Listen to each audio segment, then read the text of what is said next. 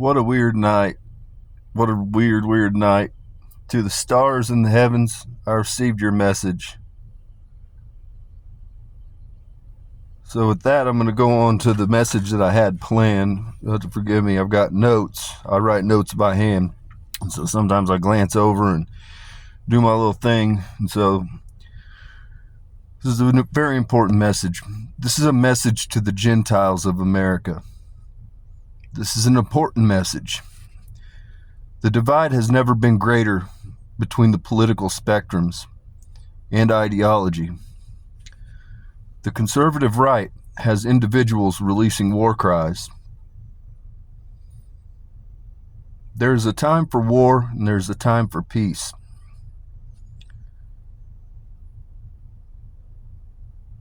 We wish to point out the backwardness and perversion of the left,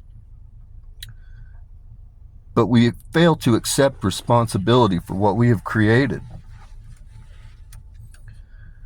Today's left is a direct response to the failures of the Christian values in America. We've created 2 to 3 generations that were not loved by their brothers and sisters.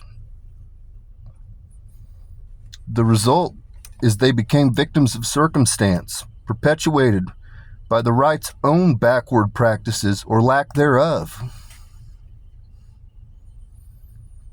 The answer is not to divide the nation of Gentiles.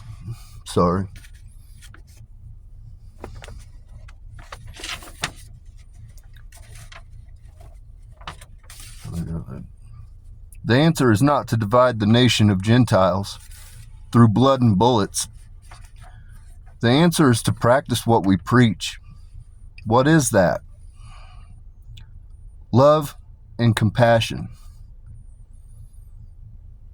Love and compassion is the only way to solve and unify the divide going forward.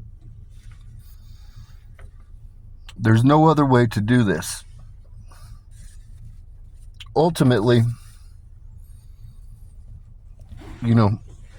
I belong to the world, but I'm an American. I bleed red, white, and blue. I love America.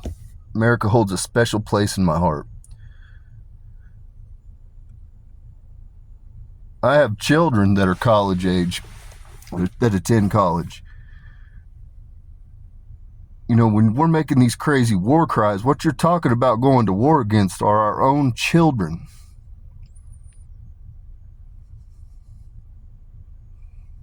Our own children. And again, we created them. Not just did we create them biologically, but we've created them philosophically, ideologically. We created that because we walked around and we preached something, but we didn't practice it. And they said, well, I don't want any part of that. I don't want any part of what you're selling because it didn't align with what they were seeing. What they heard didn't align with what they saw. Very simple, very straightforward. That's how I approach the world. I listen and I watch. When you talk about God's glory, God gave you 2 eyes, 2 ears, and 1 mouth. That's because you're supposed to be watching and listening twice as much as you ever speak. That's how you know what's going on. And these kids are smarter than we gave them credit for. And so what happened is they literally have become alienated. And then they were victimized by nefarious actors that are involved on the left. To come from different organizations, different things, which I'm not trying to drag anybody or make any enemies right now. But that's what's happened. And so the reality is, blood and bullets isn't going to solve this. All that's going to happen is you're going to have a broken country and you're going to have people horribly, horribly crushed when they're having to go against their own children, which is what the fuck this is. The answer is love and compassion. Love and compassion. Don't talk about it. Be about it. Be the world you wish to experience. When you see somebody that's different in trouble, extend an olive branch. Don't just pass them by.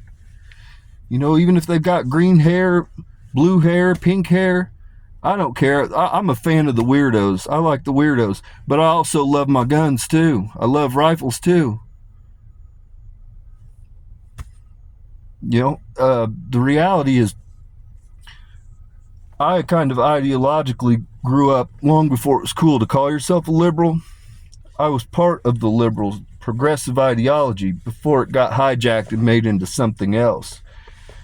Now I have children and I live a very rather conservative lifestyle, and so ideologically I kind of lean towards the right now, but as far as philosophically, I'm very much a progressive person. And the reality of it is, you know, at the end of the day, these are our brothers and sisters. They're our sons and daughters. The answer isn't to go to war against our own peoples. That only weakens us. That doesn't help us. The answer is love and compassion.